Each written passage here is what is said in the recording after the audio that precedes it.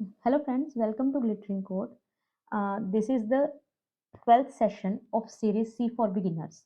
हमने last session में cover किया था नेस्टेड इफ एल्स स्टेटमेंट और आज हम करने वाले हैं एक नई स्टेटमेंट, एक नया operator which is called the ternary operator, conditional operator भी इसको बोलते हैं। तो लेट्स सी इसमें होता क्या है। देखिए ये it's just like if else statement, ठीक है। इफ एल्स स्टेटमेंट को लिखने का एक डिफरेंट तरीका है। इसमें क्या है कि आप जैसे इफ एल्स में क्या होता है कि आप इफ लिखते हो, फिर ब्रेसिस के अंदर अपना इफ ब्लॉक लिखते हो, एल्स ब्लॉक लिखते हो। इसके अंदर आप सारा काम एक लाइन में कर सकते हो। ये एक एक्सप्रेशन वन है जो कि बेसिकली एक कंडीशन है। जो आप इफ के अंदर कंडीशन लिखते हो, इफ के बाद ब्रेसिस के अंदर जो कंडीशन लिखते हो, ये वो कंडीशन है। अगर ये कंडीशन ट्रू होती है तो एक्सप्रेशन टू एग्जीक्यूट होगा, अदरवाइज एक्सप्रेशन थ्री एग्जीक्यूट होगा। ठीक है। तो as I told you, this is similar to if else statement. ठीक है। तो इसके एक एग्जांपल देखते हैं। Let's say I have two numbers int A and B. तो ए हमने यूजर से लिया। अब यूजर कुछ भी फिल कर सकता है ए की वैल्यू। अब हम बोल रहे हैं कि okay, if A is greater than is equals to 4 तो बी की वैल्यू हो जाए 5, अदरवाइज बी की वैल्यू हो जाए 10। देखिए अगर ए की वैल्यू 4 या 4 से ज्यादा होगी तो आपकी ये वाली चीज एग्जीक्यूट होगी, ये 5। ठीक है। अदरवाइज आपका ये 10 एग्जीक्यूट होगा। एग्जीक्यूट का मतलब बेसिकली बी को 10 असाइन हो जाएगा। ठीक है। और इसी चीज को हम इफ एल्स में भी लिख सकते थे कि इफ ब्रेसिस के अंदर A greater than is equals to 4 and then B is equals to 5, otherwise B is equals to 10। तो ये एक कॉम्पैक्ट वे है, एक मतलब बेसिकली एक आसान तरीका है इफ एल्स को लिखने का। ठीक है। और जैसा कि आपका इफ एल्स के अंदर नेस्टिंग होती है, नेस्टिंग हमने लास्ट लेक्चर में कवर किया था। जैसा कि इफ एल्स के अंदर नेस्टिंग कर सकते हो, टर्नरी ऑपरेटर में भी नेस्टिंग कर सकते हो। ठीक है। तो let's see it's few examples ternary operator की। एक तो यही एग्जांपल को एग्जीक्यूट करके देखते हैं and I will show you a couple of more examples. तो ये मैंने ऑनलाइन कंपाइलर खोल रखा है। इसमें क्या है, इंट ए कोमा बी, हमने दो इंटीजर्स लिए, स्कैन एफ परसेंट डी। ए हमने यूजर से इनपुट में लिया। फिर हम क्या करेंगे, B is equals to, if A is greater than is equals to 4 तब तो क्या हो, बी की वैल्यू हो जाए 5, एल्स बी की वैल्यू हो जाए 10। Okay, print f B is equals to percent D, B की वैल्यू को प्रिंट कर दो। हम एक बार बी की वैल्यू को प्रिंट करके देख लेते हैं। ओके। तो अगर आपको थोड़ा सा और मतलब इसको इंटरेक्टिव बनाना है, you can write enter a number, run, enter a number. मैंने लेट से एंटर किया 10, तो बी की वैल्यू हो गई 5, क्योंकि ये एक्सप्रेशन की जो वैल्यू है, ये वाला एक्सप्रेशन जो आप देख रहे हो, इसकी वैल्यू हो गई, ये वाला एक्सप्रेशन हो गया आपका ट्रू, जिसकी जिसकी वजह से क्या हो गया, बी की वैल्यू हो गई 5, ये वाली चीज एग्जीक्यूट हुई। ठीक है। और एक बार दोबारा इसको रन करके देखते हैं। लेट्स से एंटर अ नंबर, मैंने एंटर किया 2, तो बी की वैल्यू हो जाएगी 10।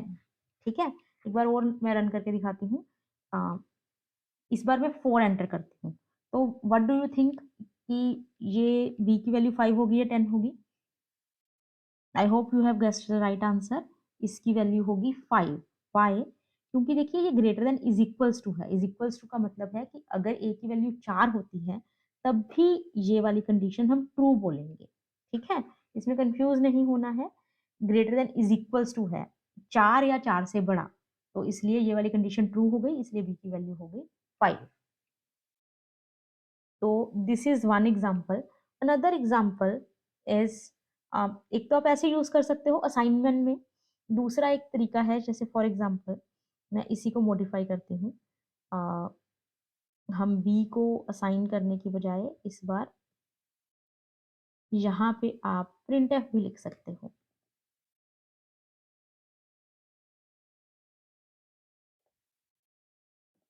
प्रिंट एफ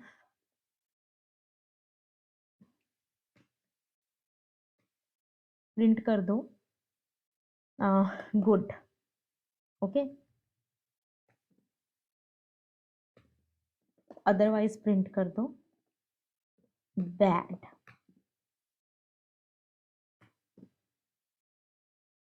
तो इसको रन करते हैं। एक नंबर एंटर करो, लेट्स से यूजर ने एंटर किया 4, तो इसने बोला गुड, क्योंकि ये वाली कंडीशन आपकी ट्रू हो गई और ये वाला एग्जीक्यूट हो गया, ये वाला पोर्शन। ओके, एक बार दोबारा रन करते हैं। इस बार नंबर एंटर करते हैं 1, तो बैड।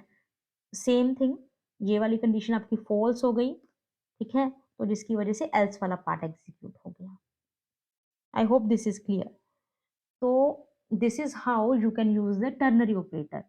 बट टर्नरी ऑपरेटर, अब आप सोचोगे कि क्या टर्नरी ऑपरेटर अब मुझे समझ आ गया है, तो क्या इफ एल्स की जरूरत नहीं पड़ेगी? नो, ऐसा नहीं है। If else is still very powerful statement. Ternary operator is not that much used because जो टर्नरी ऑपरेटर है, जो आपने ये एक्सप्रेशन 2 और एक्सप्रेशन 3 देखा यहाँ पे, एक्सप्रेशन 2 और एक्सप्रेशन 3 में सिर्फ आप एक ही स्टेटमेंट लिख सकते हो। You can not write multiple statements after this question mark और this colon. Okay, for example मैं यहाँ पे अगर मुझे 4 स्टेटमेंट्स लिखनी है, there is no way to do that. But if else में तो आपको पता ही है कि आप इफ एल्स में उसको कैसे कर सकते हो, है ना? तो बस इसका ये फायदा है कि जैसे हम मैं एग्जांपल लूं, अगर मैं इसी कोड को इफ एल्स में कन्वर्ट करना चाहूँ तो कैसे होगा? ऐसे होगा, if A is greater than is equals to 4, तो मेरा प्रिंट कर दो गुड, एल्स मेरा प्रिंट कर दो बैड। तो ये जो आपका 1 2 3 4 5 जो 5 लाइन का कोड था, you just wrote in a single line. This is the benefit of the ternary operator. But unlike if else statement, if else statement में तो आप मल्टीपल स्टेटमेंट्स लिख सकते हो। आप, मैं कुछ भी लिख सकती हूँ यहाँ पे, एक और प्रिंटफ भी डाल सकती हूँ। बट आपका टर्नरी ऑपरेटर में सिर्फ एक ही स्टेटमेंट आएगी, जिसकी वजह से ये आपको टर्नरी ऑपरेटर का बहुत ज्यादा जगह यूज नहीं दिखेगा। इफ एल्स तो ऐसा है कि आप, मतलब किसी भी लैंग्वेज की जान है ये, इसके बिना कोडिंग अधूरी है, ठीक है। आ, और एक और एग्जांपल कर लेते हैं टर्नरी ऑपरेटर की, जो है नेस्टिंग। जैसा कि मैंने बोला कि इफ एल्स में जैसे आप नेस्टिंग कर सकते हो, इफ एल्स के अंदर आप एक इफ एल्स लिख सकते हो, ऐसे टर्नरी में भी आप नेस्टिंग कर सकते हो। वो नेस्टिंग एक बार देख लेते हैं, just to be you know have a clear picture. Percent D, हम 2 नंबर इस बार यूजर से इनपुट में लेते हैं। ये इफ एल्स मैं हटा रही हूँ क्योंकि ये मैंने बस आपको दिखाना था कि if else versus this ternary operator कैसा दिखता है। तो जैसा कि ये है कि अगर ए की वैल्यू 4 से ज्यादा है, तब तो आप गुड प्रिंट करोगे, अदरवाइज बैड प्रिंट करोगे। अब मैं ऐसा करती हूँ, इसको नेस्टिंग कर देती हूँ इसकी। ये वाला जो पोर्शन है ना, मतलब इस इफ के अंदर, ये इफ ब्लॉक है, राइट? इसके अंदर एक टर्नरी ऑपरेटर यूज करते हैं दोबारा से। तो यहाँ पे मैं लिखूंगी कि ओके, अगर जो मेरा, ये इसको नेस्टिंग करने के लिए पहले इसको मैं डिलीट कर देती हूँ। अगर जो मेरा बी है वो greater than is equals to 5 है, ठीक है, तब तो आप प्रिंट करो प्रिंट एफ गुड, अदरवाइज आप प्रिंट करो नॉट सो गुड। ओके, तो बेसिकली इसमें क्या किया है हमने, नेस्टिंग कर दी है। 2 नंबर्स लेंगे यूजर से इनपुट में, एंटर 2 नंबर्स। तो पहले नंबर के बेसिस पे, ए नंबर के बेसिस पे, वो अगर ए की वैल्यू 4 से बड़ी होती है तो आपके इसके अंदर घुसेगा, ठीक है। तो इसके बाद फिर वो बी को चेक करेगा, अगर बी की वैल्यू 5 से बड़ी होती है तो वो गुड प्रिंट करेगा, अदरवाइज वो नॉट सो गुड प्रिंट करेगा। अगर ए की वैल्यू 4 से कम है तो डायरेक्टली एल्स ब्लॉक में चला जाएगा और बैड प्रिंट हो जाएगा। ठीक है, तो एक बार इसको रन करके देख लेते हैं फटाफट। एंटर टू नंबर्स, मैंने ये नंबर 2 बार लिख दिया है, तो वो भी ऐसे ही प्रिंट हो रहा है, डोंट वरी अबाउट दैट। ये बस एक मैसेज है, कुछ भी डाल सकते हो आप। मैंने 2 नंबर एंटर किए, लेट्स सी 4 एंड 5, तो गुड प्रिंट हुआ। क्यों? क्योंकि a greater than is equals to 4, तो ये इसी ब्लॉक के अंदर गया, ये वाला जो ब्लॉक है। ठीक है, उसके बाद इसने ये वाली कंडीशन चेक की, b is greater than is equals to 5 which is true. b जो है वो 5 है हमारा, तो अब ये वाला प्रिंट है, प्रिंट हो गया गुड। ओके, एक और एग्जांपल कर लेते हैं। Enter two numbers, let's say 10 and 10, दोनों 10 मैंने एंटर किया, तो क्या होगा? अभी भी गुड प्रिंट हो रहा है फॉर द सेम रीजन। ये greater than is equals to 4 था, ट्रू हो गया। फिर से उसने b को चेक किया, b की वैल्यू भी 5 से बड़ी है, b की वैल्यू है 10, तो इसलिए मेरा अगेन गुड प्रिंट हो गया। अब मैं एक और एग्जांपल दिखाना चाहूंगी आपको। लेट्स से a की वैल्यू है 5 एंड b की वैल्यू है 2, तो नॉट सो गुड प्रिंट हुआ। ऐसा क्यों? क्योंकि ये पहले ये वाली चीज तो ट्रू हो गई, बट ये वाली कंडीशन फॉल्स हो गई, तो ये वाला मेरा प्रिंट हो गया। ठीक है, तो आप इस कोड को ट्राई कर सकते हो कि कोई ऐसा वैल्यू एंटर करिए जिससे ये प्रिंट हो। और एक और मैं आपको इसमें होमवर्क देना चाहूंगी कि इस कोड को आप इफ एल्स में लिख के देखिए। क्या आप लिख पा रहे हो? इसका इक्विवेलेंट इफ एल्स लिख के देखिए, that will be good exercise for you. So this is about ternary operator. हमने ये लिमिटेशन भी मैंने आपको बता दी, नेस्टिंग भी हमने एग्जांपल देख ली। तो जो नेक्स्ट हमारा स्लाइड है, that is very important, common mistakes in if else. हमने इफ एल्स के बहुत सारे वेरिएंट्स देखे, हमने इफ एल्स लैडर देखी, सिंपल इफ देखा, इफ एल्स देखा, हमने नेस्टेड इफ एल्स देखा। बट कुछ ऐसी मिस्टेक्स हैं जो हम जो ये सारे वेरिएंट्स किए, उनमें अगर आप वो गलतियां करोगे तो आपको बहुत टाइम लग सकता है वो गलती पकड़ने में, और आपको उसका ध्यान रखना है कि आप वो गलती ना करो। पहली तो चीज है assignment operator instead of equality operator. देखिए, जब भी आप कोई कंडीशन लिखते हो, अगर आप उसमें इक्वालिटी ऑपरेटर यूज कर रहे हो, double is equals to use कर रहे हो, और अगर आपने उसकी जगह सिंगल इज इक्वल्स टू डाल दिया गलती से, तो आपका कोड गलत हो जाएगा। कैसे? Let's see. तो मैं इस कोड को डिलीट कर देती हूँ फटाफट। Let's say I have a variable ए, और उसको यूजर से इनपुट में ले लेते हैं %d and a. Okay, or I would like to add a message, enter a number। तो उसके बाद क्या होगा? हमने नंबर एंटर करवाया यूजर से, और उसके बाद मैंने क्या किया, if a is equals to 5, तो प्रिंट कर दो प्रिंट एफ हे।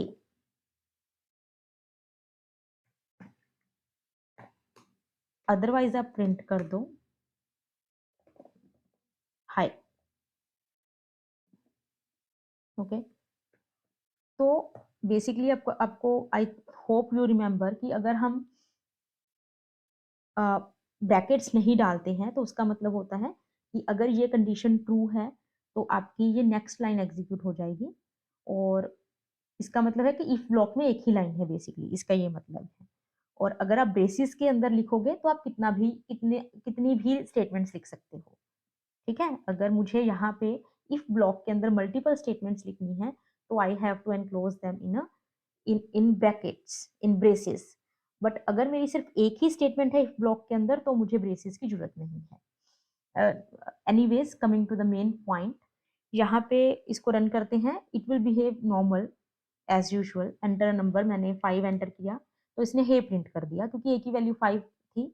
ये ट्रू हो गई स्टेटमेंट, तो ये वाला ब्लॉक एग्जीक्यूट हो जाएगा, हे प्रिंट हो गया। अब दोबारा ट्राई करते हैं। एंटर नंबर, लेट्स से मैंने 6 एंटर किया, तो ये वाली स्टेटमेंट मेरी फॉल्स हो गई, एल्स के अंदर गया कोड और हाई हो गया, ठीक है? तो ये तो मतलब अभी तक तो सब कुछ एक्सपेक्टेड चल रहा था। मैंने लेट्स से गलती से a इज़ इक्वल्स टू 5 कर दिया, तो देखते हैं क्या होता है। एंटर अ नंबर, मैंने 5 एंटर किया। Hey, very good, this was expected behaviour. Now enter a number, मैंने यहाँ पे एंटर कर दिया लेट्स से 2, तो इसने हे प्रिंट किया फिर भी, ऐसा क्यों? जबकि मैंने तो 2 एंटर किया था। 2 का मतलब है कि ये कंडीशन फ़ॉल्स हो गई, अब मेरा एल्स में जाना चाहिए था कोड, बट फिर भी ये हे प्रिंट कर रहा है। Obviously you know the answer, answer is कि ये आपने डबल इज़ इक्वल्स टू की जगह सिंगल इज़ इक्वल्स टू डाला है, बट उससे प्रॉब्लम क्या है? देखिए जो असाइनमेंट ऑपरेटर है, जब आप सिंगल इज़ इक्वल्स टू डालते हो that is called assignment operator. Assignment operator का result is a true thing, है ना? मैंने आपको बताया था कि इफ के अंदर जो आप कंडीशन लिखते हो, either it has to be true और it has to be false. अगर वो ट्रू होती है तो आप इफ ब्लॉक एग्जीक्यूट करते हो, अगर वो फॉल्स होती है तो एल्स ब्लॉक एग्जीक्यूट करते हो।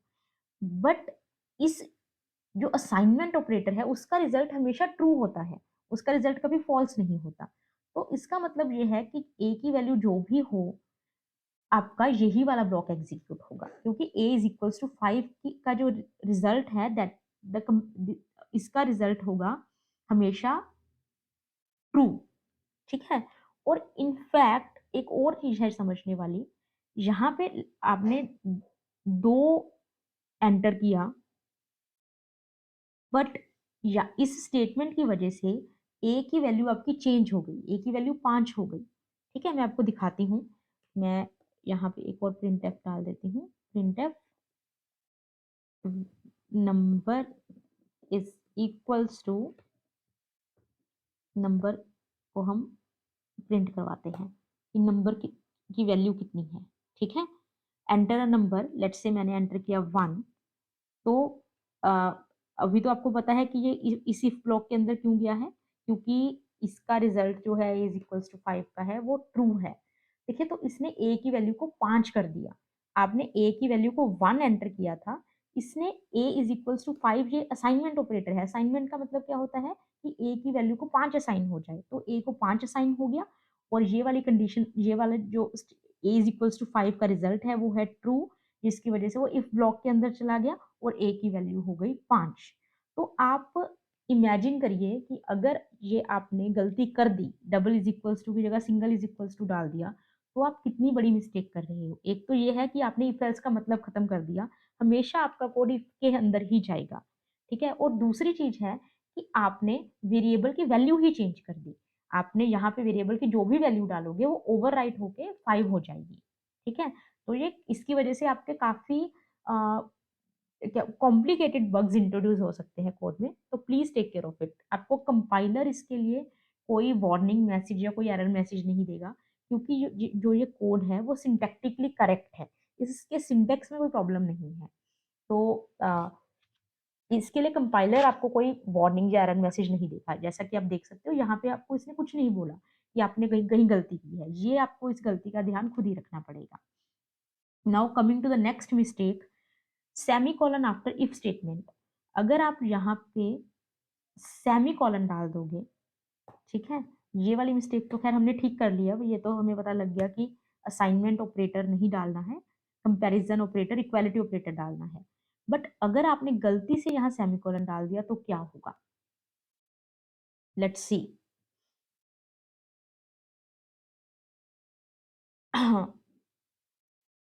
मैं इस एग्जाम्पल को समझाने के लिए ये वाली चीज हटा रही हूँ, ठीक है? तो रन करते हैं, एंटर अ नंबर, अगर 5 दबाएंगे तो इसने हे प्रिंट किया। ये तो एक्सपेक्टेड ही लग रहा होगा आपको कि ठीक है, 5 एंटर किया तो ये कंडीशन ट्रू हो गई, जिसकी वजह से ये ब्लॉक एग्जीक्यूट हो गया। अब मैं आपको कुछ और नंबर एंटर करके दिखाती हूँ। Let's say I have entered 1000, 10,000, कुछ भी मैं एंटर करूँ, even then it will print हे। ऐसा क्यों? क्योंकि आ, इसका मतलब है जो ये प्रिंटफ है ना, ये इस इफ ब्लॉक के अंदर है ही नहीं। You are shocked right, I will tell you. देखिए ये सेमीकोलन क्या है? सेमीकोलन है, बेसिकली ये कोड ऐसा है एक्चुअल में, ठीक है। आपने ऐसा नहीं लिखा था, बट कंपाइलर को वो ऐसा दिख रहा है कि अच्छा अगर a इज इक्वल्स टू 5 है तो this is the statement you have to execute, ठीक है। तो which is a null statement, तो मतलब अगर आपकी a की वैल्यू 5 होती है तो आपको नल स्टेटमेंट एग्जीक्यूट करनी है, और अगर a की वैल्यू 5 नहीं होती है तब आपको ये नहीं एग्जीक्यूट करनी है, ठीक है। तो और जो ये प्रिंट एफ है, ये आपका इफ के अंदर रहा ही नहीं, क्योंकि मैंने आपको जैसे बताया कि अगर आपकी एक स्टेटमेंट होती है इफ ब्लॉक के अंदर तो आपको आ, अगर आप ब्रेसेस नहीं डालते हो तो आपकी एक ही स्टेटमेंट कंसीडर की जाती है, राइट। तो उसने ये इफ का पार्ट बना लिया, इस प्रिंटफ को उसने इफ का पार्ट माना ही नहीं, जिसकी वजह से ये जो चीज है वो इफ कंडीशन के बाहर है। मतलब this printf statement is out of the if else statement, तो ये तो हमेशा ही एग्जीक्यूट होगी, ठीक है। और अगर ए की वैल्यू 5 एंटर करते हो तब ये वाली नल स्टेटमेंट एग्जीक्यूट हो जाएगी। नल का मतलब कि कुछ नहीं है, ये एक एम्प्टी स्टेटमेंट है, तो ये एम्प्टी स्टेटमेंट एग्जीक्यूट हो जाएगी। अगर ए की वैल्यू 5 नहीं होती तब ये एम्प्टी स्टेटमेंट एग्जीक्यूट नहीं होगी, but in both the cases ये वाली स्टेटमेंट एग्जीक्यूट होगी, ठीक है।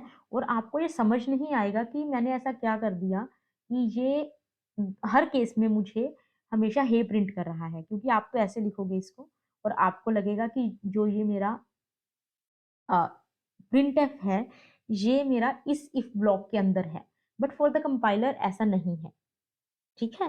तो you have to make sure कि आप ये सेमीकोलन ना डालो, ओके। तो this was about today's session. I hope आपको समझ आया है। अगर आपको अच्छा लगा ये लेक्चर तो प्लीज़ लाइक कीजिए वीडियो को और अपने फ्रेंड्स के साथ भी शेयर कीजिए, और चैनल को सब्सक्राइब करना मत भूलिएगा।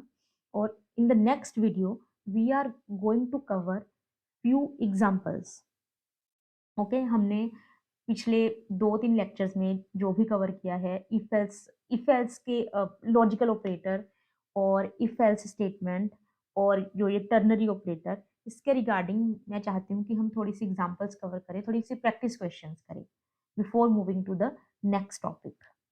सो stay tuned, see you in the next lecture, bye bye guys.